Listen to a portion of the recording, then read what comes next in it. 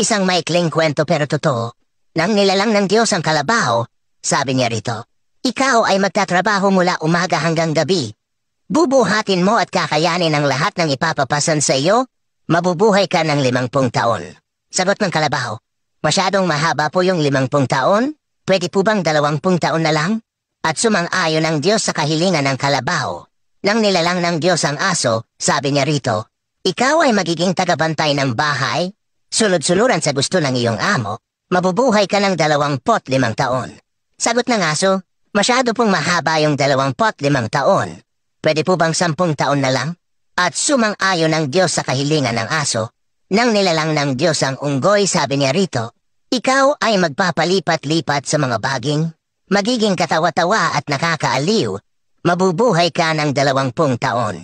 Sagot ng unggoy, masyado pong mahaba yung 20 taon. Pwede po bang 10 taon na lang? At sumang-ayon ng Diyos sa kahilingan ng unggoy. Nang nilalang ng Diyos ang tao, sabi niya rito, ikaw ang pinakamatalinong nilalang sa mundo, magiging amo ng lahat ng mga hayop, dodominahin mo ang buong mundo, mabubuhay ka ng 20 taon. Sagot ng tao, masyado pong maiksi yung 20 taon. Pwede po bang ibigay ninyo sa akin yung 30 taon na tinanggihan ng kalabaw, 15 taon na tinanggihan ng aso, at 10 taon na tinanggihan ng unggoy? At sumangayon uli ang Diyos sa kahilingan ng tao. Mula noon, ang tao ay namuhay ng 20 taon bilang tao. Nang siya'y ikasal, siya ay namuhay ng 30 taon bilang kalabaw. Nagtatrabaho mula umaga hanggang gabi. Binubuhat at kinakaya ang lahat ng pasanin sa buhay.